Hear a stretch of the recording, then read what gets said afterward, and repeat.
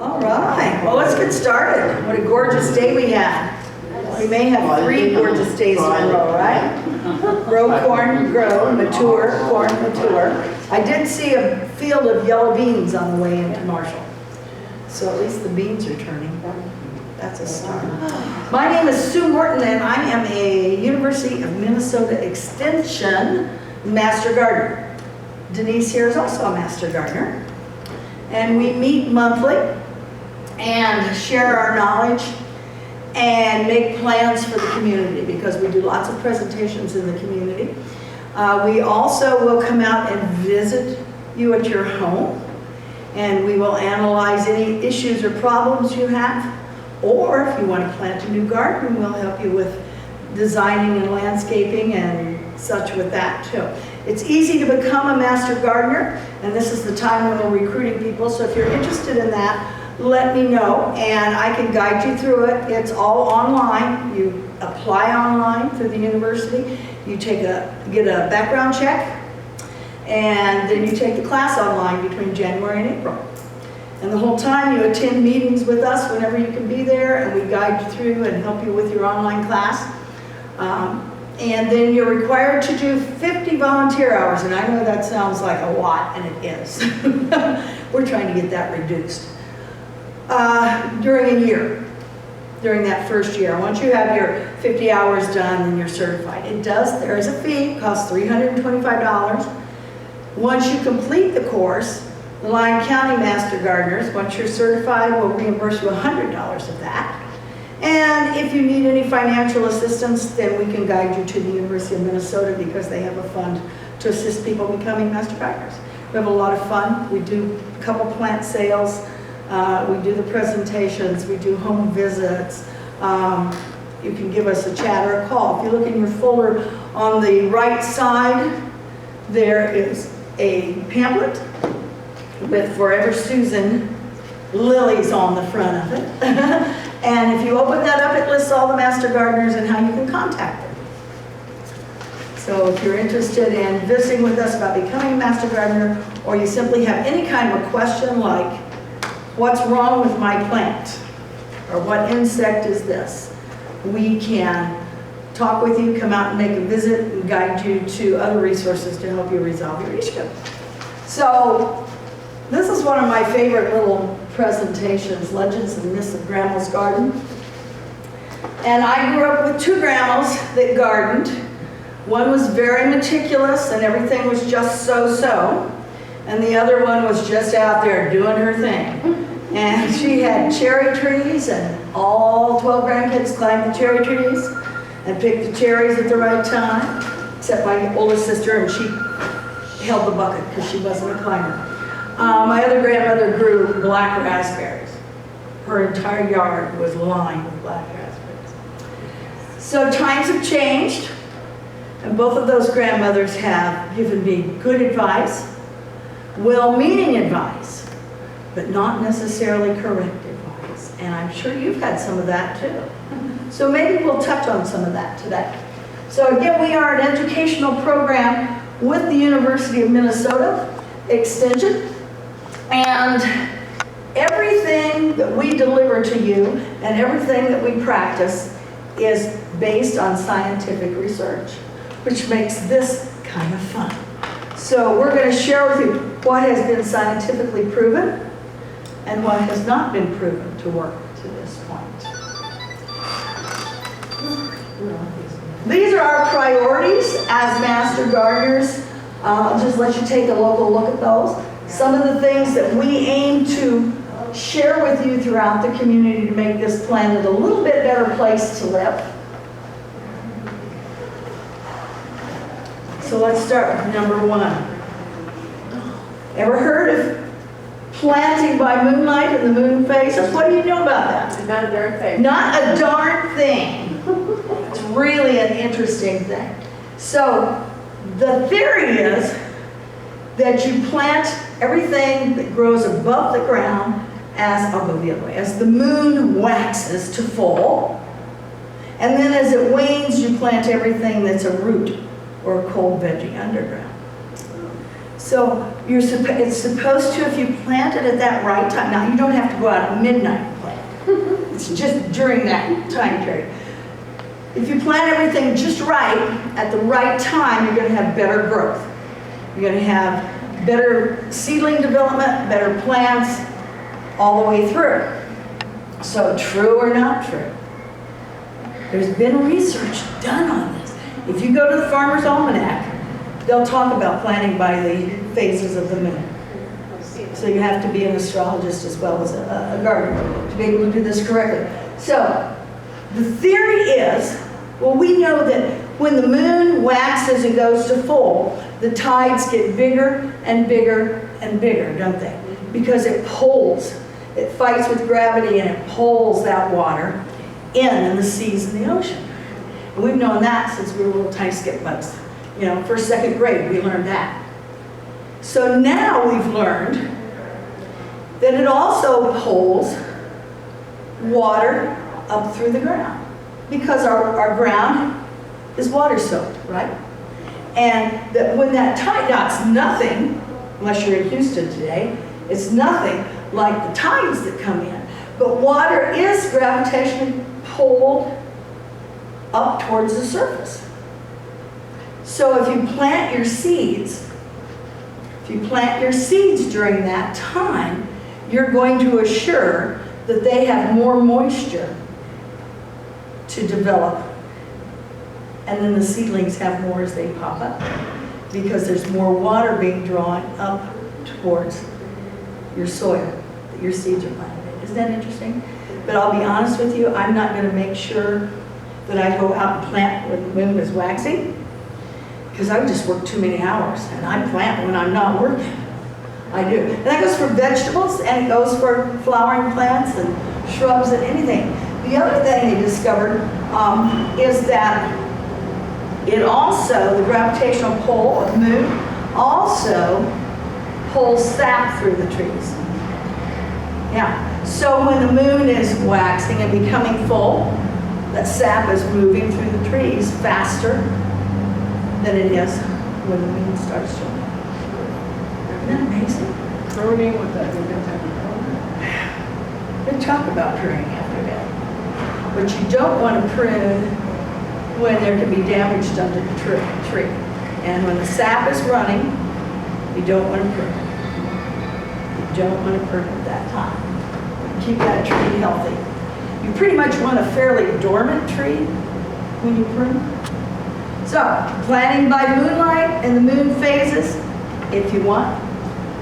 You should plant annual vegetables and flowers that grow above the ground on the days between the new moon and the full moon. And the root vegetables and perennial flowers should be planted as the moon wanes. True. You'd never know that, would you? Oh, yeah. What do you know about planting potatoes? What do you know about planting potatoes? When did you plant them? Well, I never planned them on Good Friday ever in my life. But you're supposed to plant them on Good Friday. I had a neighbor that planted them every year on Good Friday, and I'd always tell them, mine are going to catch up, and they always did. Yeah. I mean, it's so money, and then you just put money in. Oh, Yeah. there's even more to it than that. Oh, yes. I mean, originally, when you think about it, when you think about planting on Good Friday, this originated back in the 1600s in Ireland. Hooray for my ancestors. Potatoes came from Europe. And, you know, the Irish are very superstitious and a little scared of almost anything that, you know, runs across your feet and something new. So when the potatoes came over back in the 1600s, the Europeans said these are good things. The Irish were skeptical. And they thought they might have evil spirits in it. So they got it in their heads that if they planted on Good Friday and then sprinkled them with holy water, that it might be okay. And that worked just fine until the mid-1800s, and that's why I live in the United States of America, because my ancestors had to come because of the potato famine. So maybe there were evil spirits, but that's really interesting. But that's perpetuated, that myth. But let's think about it. When is Good Friday? Anywhere from March to April, right? anywhere from March to April. Now, if I were in Indiana or Kentucky, might work, might be good. Why do we want to plant them when it's still cool, but when the ground is thawed out? That's the logic behind it. When your ground is thawed out, and it's just warm enough, but they can tolerate, once those potatoes are planted, they can tolerate that cold weather for a while. It doesn't have to be steaming hot for a while. So I don't know about you, but this is what my backyard looked like on Good Friday 2019. So I didn't plant any potatoes. But that's what, literally, I live on Cottonwood Lake. And the north side of the house looks like that, all winter long or higher. So think about the different zones. Now there have been springs where we could have gone out and planted. But you're pretty much gonna have really cold soil if it's not still frosty and frozen. What temperature do we need to say the soil's good to plant? Same as in agriculture, mid-50s or so, over mid-50s. You get that temperature one. So they have some other kind of fun ones too. You should plant peas. This is the same logic when the daffodils bloom. What's the logic behind that? When do daffodils bloom? Early spring, when it's still cool at night, right? Cool at night, warms up during the day. And when do we want to plant peas? When it's still relatively cool at night. Lettuce, all of those cold weather crops, we call them, those cold crops, that like to cool down at night. So it's just a total coincidence that you plant peas at the same time the daffodils come. Right? Total coincidence. Knee high by the 4th of July. What grows? What's supposed to be knee high by the 4th of July? Corn. Let's not even talk about this year. Erase that from our mind. There are too many variables to expect that. Too many variables. Even with all the new seeds. That we have seeds for Minnesota and South Dakota and Kentucky and, Illinois. We're planting different seed than they're planting in Indiana and Illinois. By the way, I traveled back that way twice this summer and their corn was crappy too. So it's not good. I had one little patch between Peoria and Bloomington. But I said, oh, well, it's like it's going to be corn. And the rest of the way, it was just awful on there. So here's too many variables to determine. Sure, there are years that our corn is knee high by the 4th of July or even higher than that. But if you look at the weather, and this year's a perfect example of that, you can't count on that. You can't count on that. Here's a nifty little picture. This is 2 years apart. 2 years apart. Look at that. Not happy with that one. That is really kind of scary. Marigolds. We all know that if we surround our tomato plant with marigolds, there will be no pests, no diseases, no rabbits, no deers, no rhinoceros, no tigers or lions, right? Has anybody tried that? Has it worked? Hasn't kept the deer out. Why would it keep a mammal away? What's the logic behind that? It's supposed to smell and taste good. Okay? But the truth of the matter is, there's no scientific proof, except one exception, and that's with French marigolds only, that marigolds act as any kind of repellent for anything at all. But they do act as a repellent for nematodes. You know what nematodes are? Farmers know nematodes. They're little sharp-billed little insects that gnaw away and drill holes in the roots of your plants. And therefore they destroy the roots, and as they destroy the roots, then the plant dies. So they've done a great deal of scientific research and found out that if you plant your marigolds, that they exude a chemical. Let's see what that's, it got really odd name. They exude a chemical that actually breaks up the life cycle of the nematodes. Okay? So it doesn't let them reproduce as nematodes. So if you plant those marigolds, it will either erase eventually the nematode problem you have, or it won't allow it to happen. But there's just two things that have to happen. Would you plant those with your, let's say, your peas or beans or? You can, but you have to plant them, number one, 6 months to a year in advance of when you're planting what you want to protect.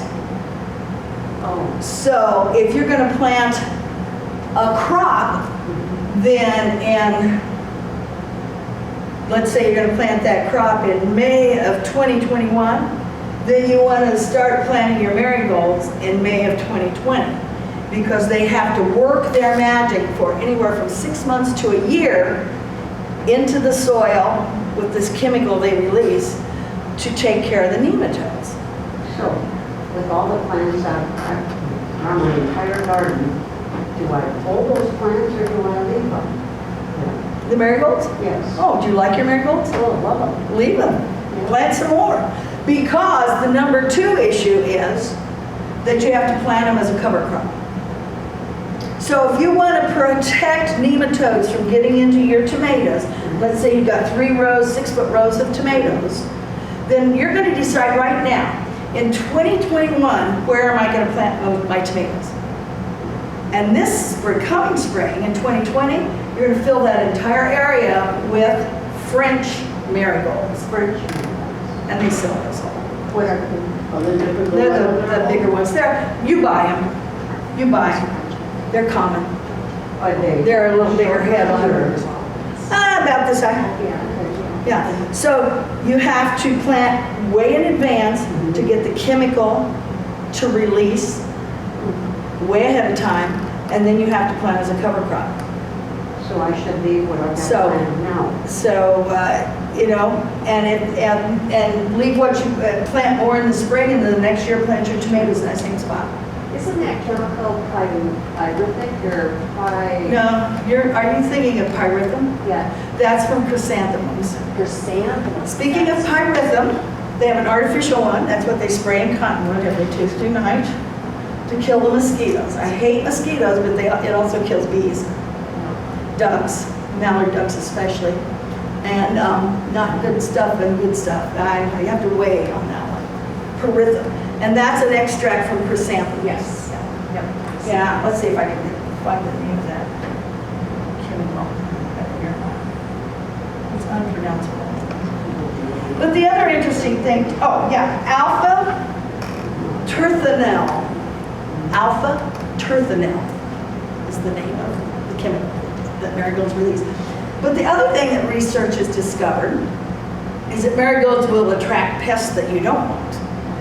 It will attract some ugly little critters that you may not want, but at the same time, marigolds are really good pollinators, and they'll also attract insects, beneficial insects. So not only pollinators, but they'll attract your insects like your ladybugs, etc. That'll take care of the aphids, or take care of your other things. So you kind of have to weigh the balance. But generally speaking, if you have a good, healthy crop of marigolds, you're going to get more of the better beneficial pests coming in than you are the negative ones. So I say plant marigolds wherever you want to plant marigolds. But if you're really going to use it to prevent, and you have a nematode problem, then you need to deal with that scientifically and make it happen for you. And that's called the French marigold, is the one. There you can see where they planted a crop. It looks like cabbage on it. And that's the cover crop that's through there. So, and marigolds will reseed themselves Yes. too. Even our wonderful territory. So they planted those, and if this was, I'm assuming this is in a better zone than we're in, maybe a 6 or a 7, where they can plant those probably in March, the marigolds. So then when they're ready to put the cabbage in, the marigolds have done some of their magic work. It looks pretty though, doesn't it? Kind of neat. Oh, coffee. Coffee, what do we know about coffee? You gotta have it in the morning. Gotta have it in the morning. Oh, that's the best answer. Do you use your coffee grounds for anything? On there? Compost. Compost. Okay, let's talk about that. Coffee grounds for compost. So, coffee grounds have nitrogen in them, right? Nitrogen is good for our plants. You know what nitrogen does? Why our plants need to have that as a nutrient? They can't create chlorophyll without nitrogen. And if you can't create chlorophyll, you have yellow and gray leaves. You don't have that green. So the nitrogen is like a catalyst to help that plant grasp that chlorophyll and create that chlorophyll. So coffee grounds are also acidic, too. So what do we want to do if we put it? Do you put it in your compost pile or do you put it directly on your plants? You can mulch with it. But she's doing exactly what you should do with it. If you're going to use the coffee grounds, a lot of people will take coffee grounds and mulch their houseplants with them. Okay. And a lot of people will save up all their coffee grounds and go out, mulch a new plant they've put in on there. But the problem with that is the coffee grounds, there's a couple of things. Maybe too acidic for where you've put it. And you don't want to add anything acidic unless you know your plant needs something acidic, right? You don't want to change the pH unless you know it needs to change the pH. With lilies, I've always learned that if they have too much nitrogen, when you're fertilizing your grass, and if that sprinkles onto your lilies, it'll retard the blooms. So is this going to happen with coffee as well?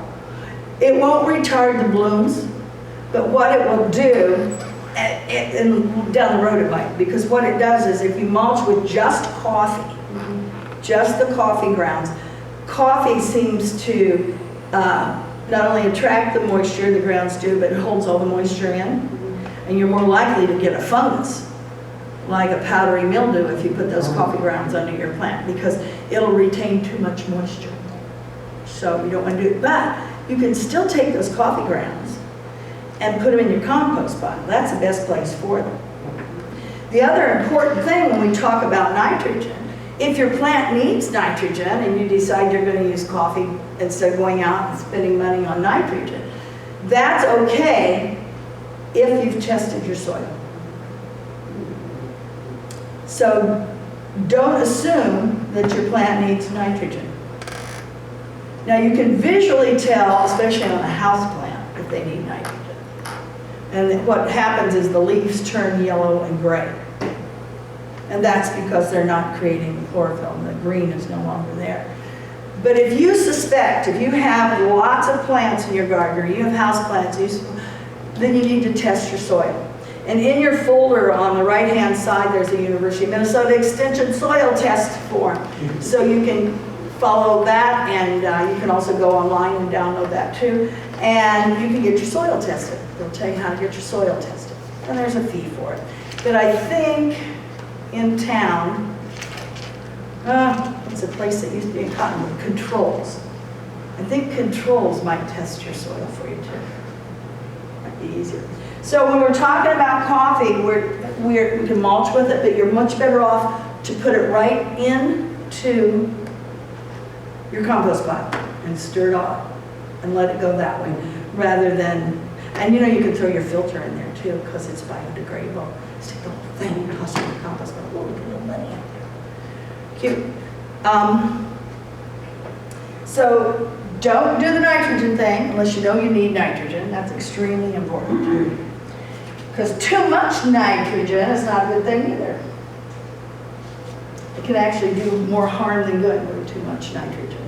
And eventually, since the plant can't pull and create the chlorophyll, your plants will die. We do that with houseplants. That's a big houseplant issue because people say, oh, every morning I pour my coffee, or I put my coffee grounds on my houseplants. And it's probably better to do the liquid coffee, but you don't need to do it that often at all. I love coffee. Aha! What do you know about eggshells? What do we do with eggshells? Calcium. Calcium? Yeah. Yeah. Eggshells have calcium. Let's see what that percentage is, parts per million. They have 50 parts per million calcium. They have 39 parts per million sulfur. They have 12 parts per million magnesium and 12 parts per million potassium. So you are adding that to your soil when you add the eggshells. Do you need all that in your soil? How are you going to find out? Very, very rarely do you need magnesium in your soil. Very, very. Now this year might be a different story because magnesium tends to run off with water. So there may be some farmers out there that come next year find that if they test their soil, they may need some magnesium in it. But there's also 21 parts per million sodium. Salt, sodium. Do you want to put salt on your plant or around your plant? And there's 5% organic matter. Now the organic matter, that little membrane that's inside the eggshell, that's organic matter. Organic matter is good stuff. Good stuff. And when it decomposes, it feeds those plants lots of calcium and lots of good stuff. And so does the eggshell when it decomposes. But if I took an eggshell today and I threw it out in my compost pile and turned it over and was a good gardener, turned it again in the spring, halfway through the summer, next fall I go out there and I turn it again, and lo and behold, that dang eggshell is still there. It hasn't decomposed. It takes a long, long time for an eggshell to decompose. It does. So what you do is you grind it into pulp. Grind it into pulp and give it a head start. It's still going to take a long time, but you'll probably reduce it from 2 years to 6 months, and then you work it into the soil. And the same with your coffee. If you decide to use that coffee, you work it into the soil. You mix it with maybe some other organic matter, or go to the compost pile and get a bucket full of compost and put your coffee in there and stir it up and add it that way. Add the nitrogen that way. So, another claim, and we're going to look at it a little bit later, is that if you put eggshells down where your slugs are, it'll keep them, they'll crawl across there and they'll cut them all up and they won't like it. We'll look at that later. We'll look at those eggshells later on there. Another important fact is that we live in North America, and in North America, there's very little soil, no matter what kind of soil it is, that lacks calcium. So what do you have to do before you add calcium to something? Test your soil. Because too much calcium is not what you want. Too much calcium will cause issues also with your plant. So how do you know if there's too much calcium on a plant, might get a little spotty, but it'll start to kind of deteriorate. The new leaves on a plant will go first, and they'll start to kind of curl up around the edges and look kind of crummy on there. And so you say, oh, that might be a calcium deficiency. And also if you have plants, you know, you have your main stem and you have a new little stem coming up, and sometimes you have a little bud there. If that bud doesn't bloom, if that auxiliary bud or that lateral bud doesn't bloom, you may have a calcium deficiency. So if you have beautiful tomato plants and they get bottom rot, does it have a calcium deficiency? Here's how this works. This is really interesting. There's a lot of science on this. You may have tons of calcium in your soil under that tomato plant. So why does it get bottom rot? It's directly related to water. There's been too much water on that tomato plant.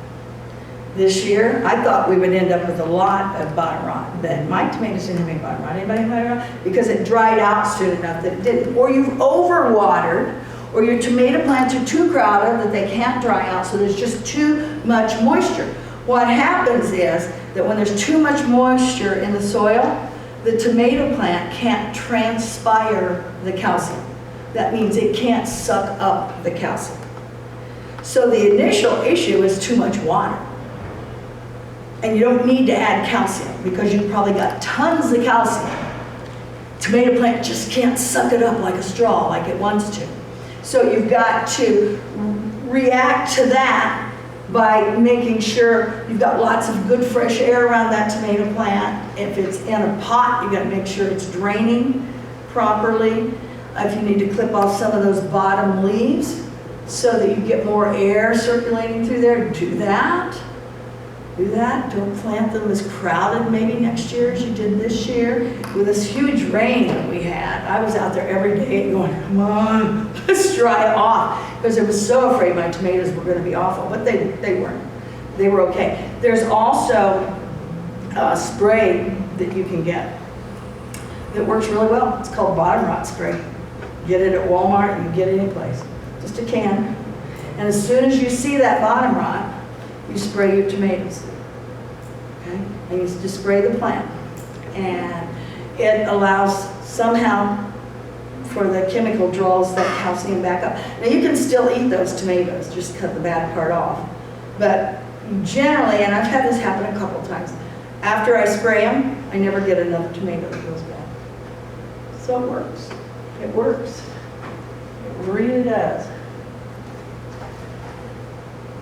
All right. Oh, Epsom salt. Yeah. The solution to everything, right? Absolutely. Anybody use Epsom salt for anything?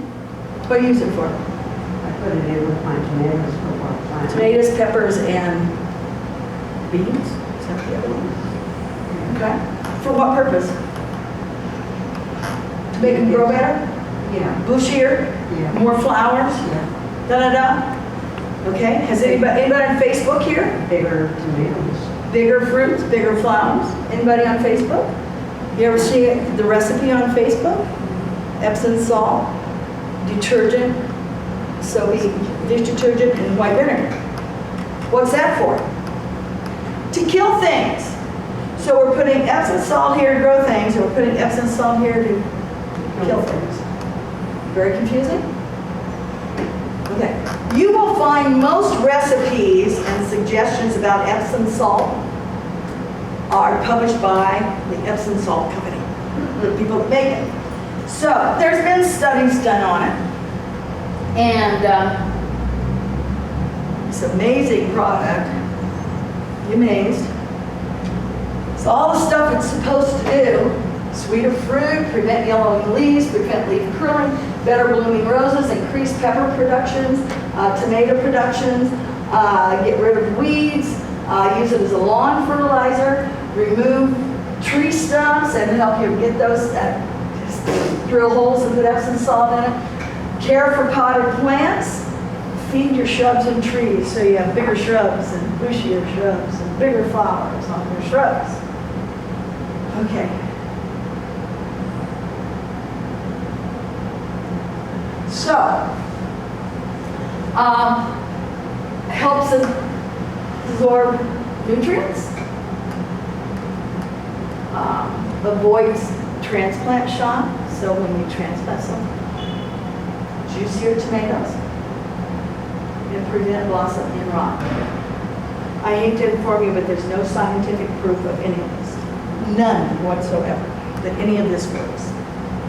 I think that when we use something like this to care for our plants and our veggies, what we're doing is we're using other good practices that make it happen. Okay? So it's not really the Epsom salt that does this for you. Epsom salt, let's break it down. We'll talk about the weed killer chips and see exactly what they are.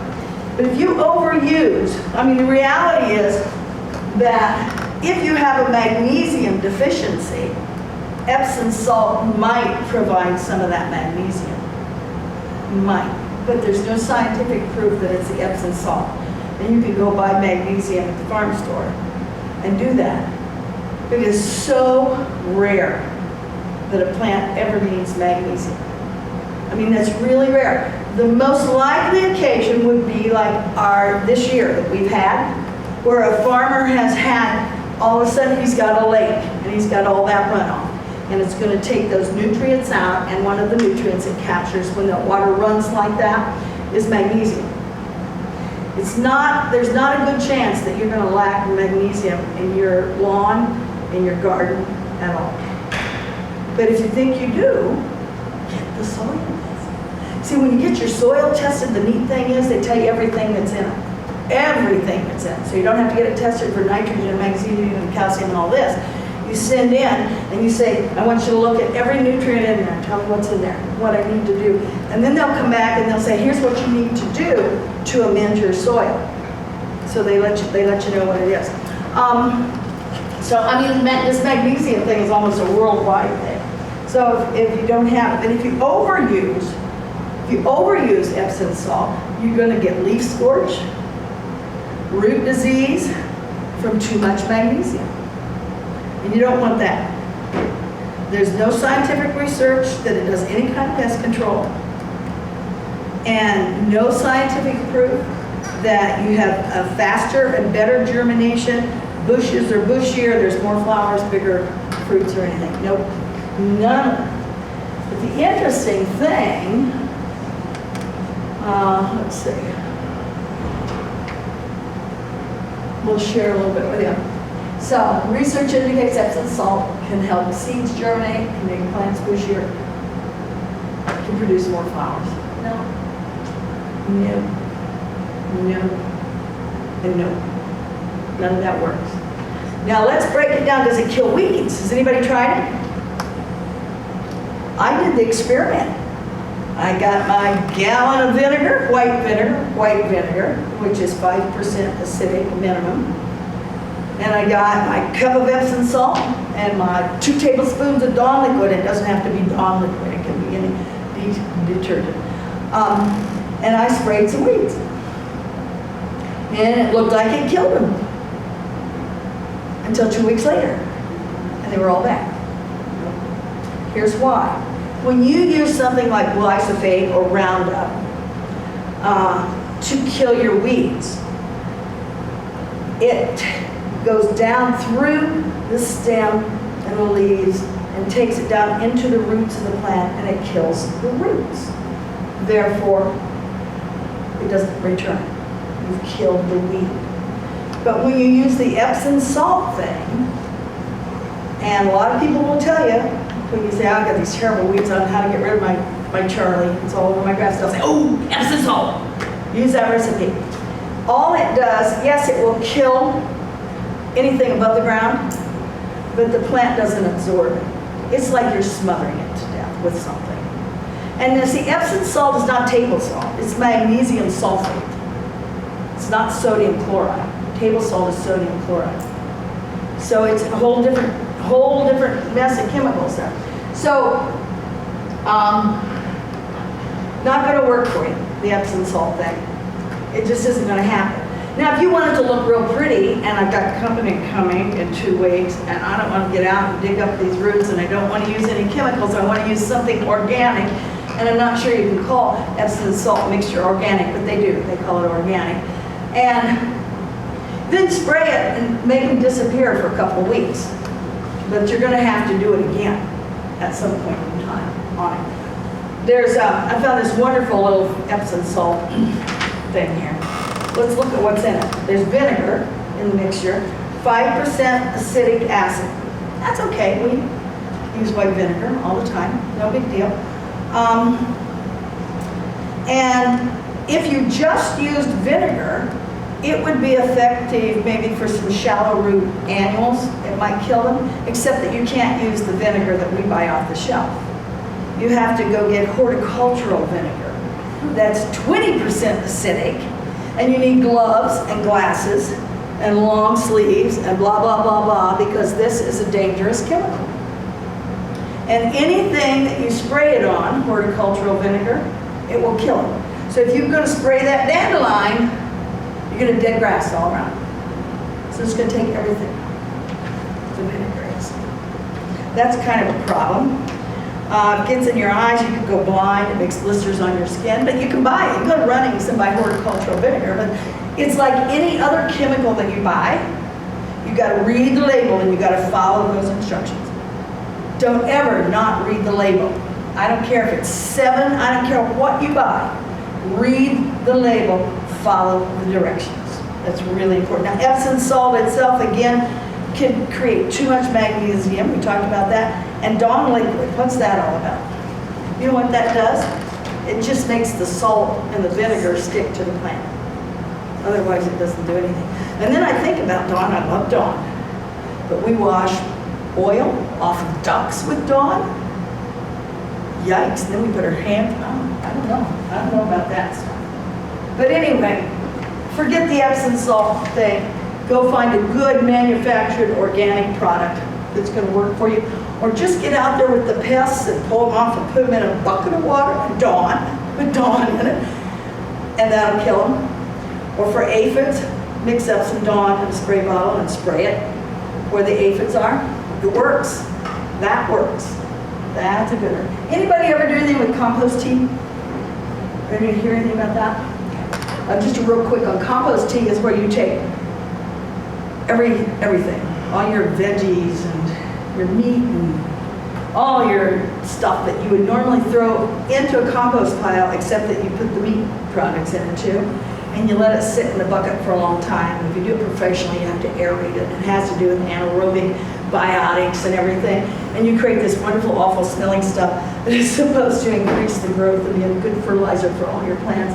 And as it ends up, it's a no-go. So if anybody ever tries to sell you that, and by the way, there's no legal compost tea that you can purchase in this country.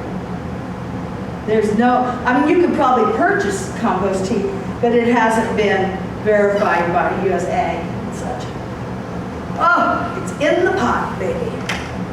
Adding rocks to your pot will improve your drainage. Let's take a vote. Rocks to the pot improve your drainage? You ever have anybody do that? You've done it. I've done it. We've all done it, to be honest. Yeah, we've all done it. We've all done it. So, we have a pot. And we think, oh, gotta have really good drainage because I paid $39.95 for this plant and I'm not letting go of it, baby. Denise gave me a fern peony and I'm not gonna let it die and I can't put it out yet. So we fill it with rock. And then we put some soil on top of it. And so now we have rock to here, and soil to here, and we have our plant. What happens is when you water that plant, that soil is going to absorb that water and get saturated, and it's going to absorb it and absorb it and absorb it until it can't absorb anymore, right? Okay. So if we don't put the rocks in here and we have all soil and we water it, it's going to absorb and absorb and absorb until it's saturated. So it doesn't matter whether you have rocks or not, you're going to saturate this. It's just going to happen. The soil is going to be saturated. Then that water is going to drain faster through those rocks. It's true, it does drain faster. But what's happened is that you have less soil that's saturated more quickly, and so you may not have as much water as you need on that plant. You may have underwater. Isn't that interesting? So if you think, if you took this pot and you just put soil in it, and by the way, you can get better drainage with better soil. That's your solution. You don't need to put rocks in there. Better drainage with better soil. You need those aggregates in there. You know, you need that water to be able to move all around in all those little channels so all those roots can reach out and grab it. And if you get soil and you purchase it, it should be good soil. If you're going to buy a bag of soil at the nursery or even at Walmart, it should have perlite in it. If it doesn't, and it's potting soil, and it doesn't have perlite and you think it's too fine, experiment with it. See how saturated it gets, and if it gets muddy, then you need to amend it. And you can do that for your pot. Add some perlite to it. Go out and get some compost matter out of your compost pile. Mix it in, and make good soil rather than add rocks. So if I filled this up with soil, and simulated it with a sponge. And let's say I laid a sponge down and I soaked that sponge with water in a flat like this. It's gonna get saturated, that sponge is. And you're not gonna see very much water come out of it. That's what this will do, okay? It's gonna be a soaking wet sponge, flat like this, in a dish. The bottom of the dish might be a little bit wet, but you're not gonna see a lot of it run through. The sponge is this thick. Little pot, sponge like this, okay? It's gonna stay saturated. The sponge is just like soil.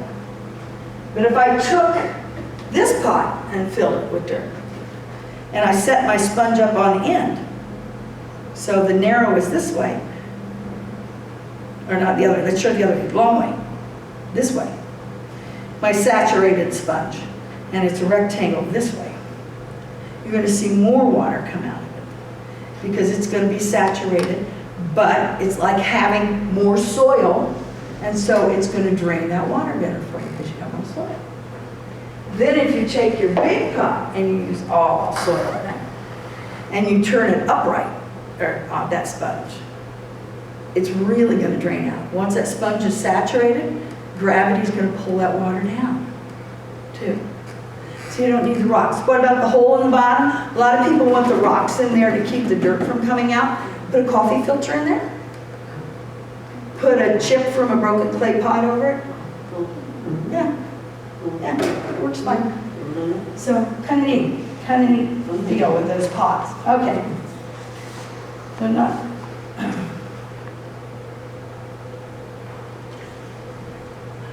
Another thing you can do real quickly with that pot, if you've got a great big tall pot, like maybe an outdoor pot, you can put some rocks in the bottom of that if you know you're going to have enough soil for the good drain. But the soil needs to be deeper than the roots are going to be.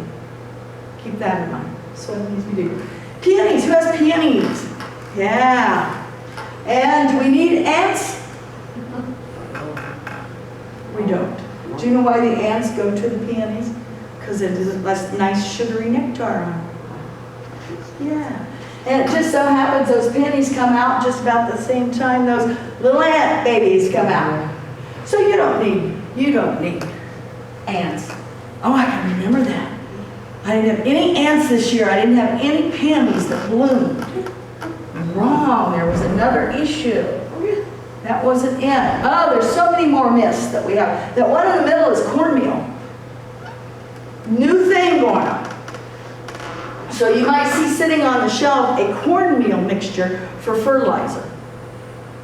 Now there has been some scientific research,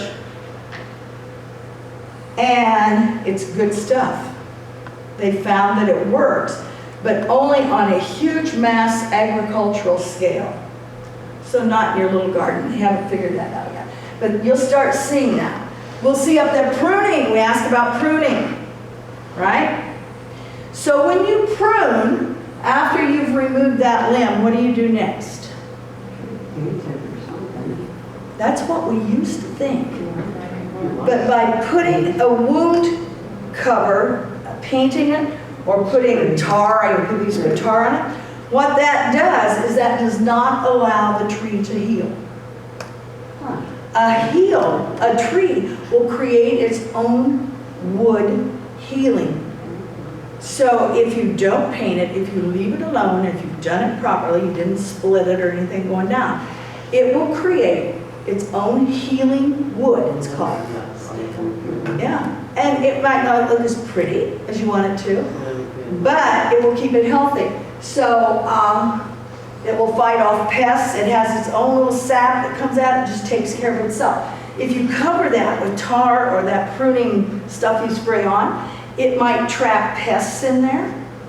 It might trap more moisture than you want in there, and then you end up with taking the whole tree down. When do you prune trees? Late winter, early spring. You know why? There are no bugs out there. No bugs. So when you make that nice pruning cut and remove that limb, there aren't any insects around that are going to get in. And you can feel really good about doing it at that time. when it comes to bushes, shrubs, bushes, that's my Hoosier accent. Bushes, sorry about that. In your folder, I just did a workshop on cleaning up your garden in the fall. There's a lovely handouts in there on when to do what tree or shrub. Really kind of nice for you. Down in the corner there, we got a tiller. Do you till your big garden every year? Do you till your flower garden every year? How often do you do yours, Denise? You don't till, no till. Anybody else no till when it comes to a big vegetable garden? No till. Good. You know why we don't want to till?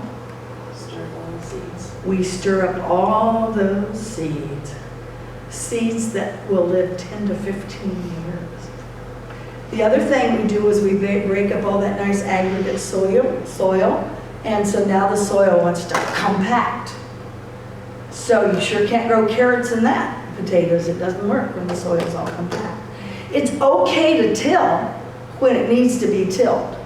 But if you till every single year, you're actually going to decrease the production in your garden. And you're going to have more weeds, and more weeds, and more weeds. Let those seeds go dormant. So you don't need to till. Maybe there's a spot that you want to till, you know, but you're still going to get, you can use a pre-emergent. Doesn't always work. That's pre-emergent is, keeps, when the seedlings come up, it kills the seedlings. Post-emergent is like Roundup. You spray after they come up. But it's not really that necessary to till. We've also got some bone meal back there. And I did want to let you know that there's no scientific proof that bone meal adds anything at all for you. It does have, since it's bones, it's got some elements in it. It's got a little calcium and a little phosphorus. But if you don't need calcium and phosphorus, again, don't put something on it.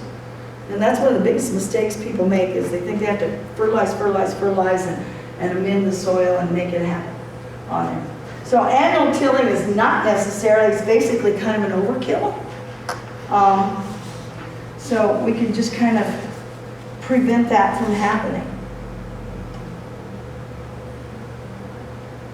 Let's do this one. Hit the right button. So, anybody know about milk and roses? This is really interesting. You ever been told to put milk on the leaves if you have brown spots or anything on the leaves? Yeah. Don't do it. Have you tried? This is really interesting.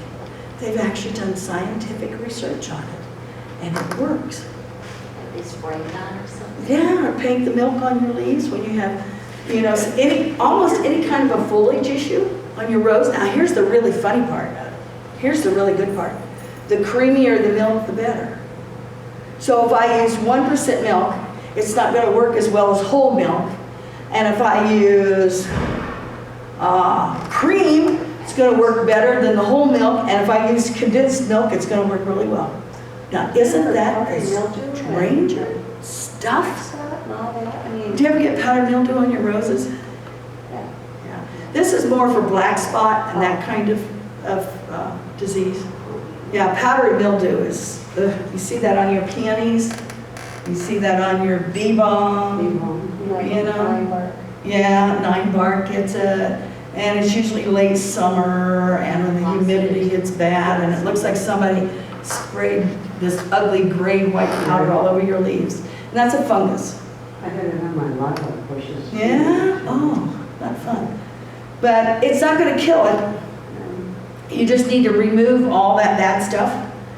Take it away. Don't put it in your compost pile. You can, but if your compost pile doesn't get really, really hot, don't. I suggest you just carry away all the debris. Everything you pull off and everything that fell under it. You can even scrape up some of that soil and any mulch you had under there and get rid of it and make sure there's lots of airflow. And there are fungicides that you can treat it with too. Yeah. On it. But I thought it was really interesting about milk and roses. I thought that was kind of fascinating to learn that that was actually true. Anybody do any companion planting? You do that? You know what companion planting is? It's also called intercropping is a new term for it. Have you had something that you feel is very successful? Well, I have a book I went by, the two companion, but it's, I don't know, I don't have that huge a garden that I can do too much. Too much, yeah. There's two reasons that you do intercropping. One is because plant A will help plant B and they'll both do better. And the other is not planting plant A with plant B, so they'll do better. So there's two kinds. So Cornell University out of Ithaca, New York, and the University of Minnesota has started a study on companion planting.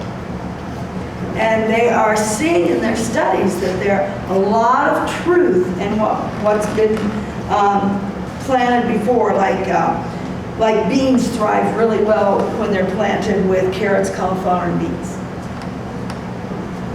And they haven't given us the logic, all the logic behind it, but the University of Minnesota is asking people, the extension, that if you do companion planting and you've had some successes, to let them know that, hey, I've been doing this for 12 years and I've always had a good crop and this is what I do.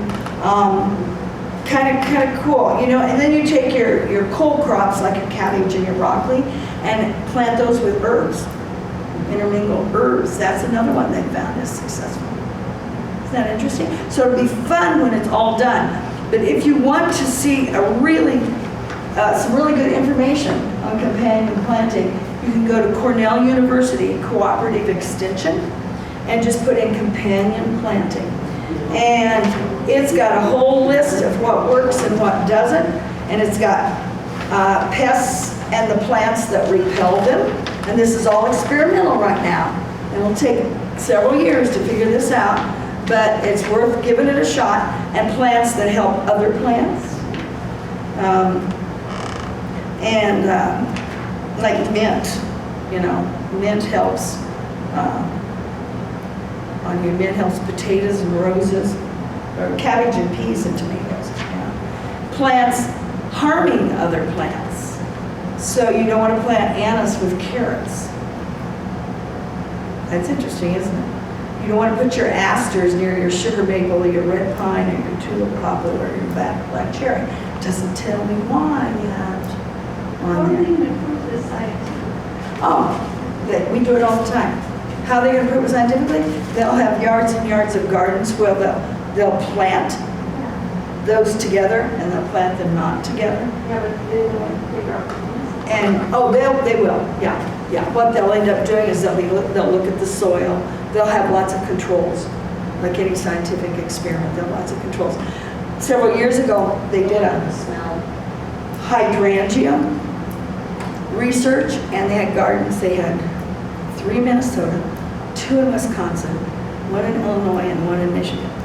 And they created the same, they had new hydrangeas out and old hydrangeas, and they planted them in all these gardens. And of course, they were all different zones, even in Minnesota.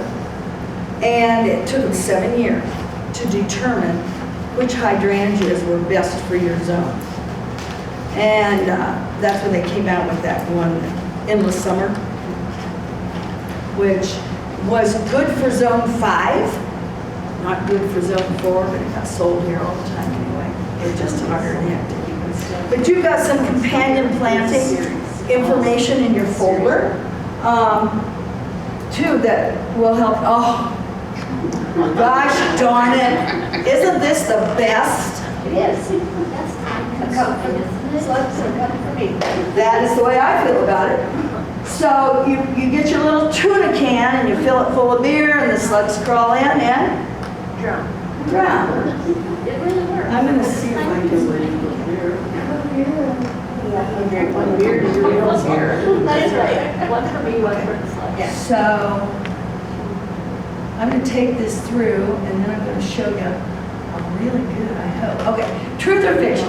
And I'm going to prove it to you with research here if I can get it up on Wi-Fi. The slug beer traps are modestly effective. I'll show you that. I got a video if I can get it up. They will kill slugs, but most will get away. I think it is a real shame to waste beer on slug traps. If you feel the need to use them, use sugar and yeast and drink your beer. Amen. Do you think so? Oh, I think so. Let me see. All right, thank you.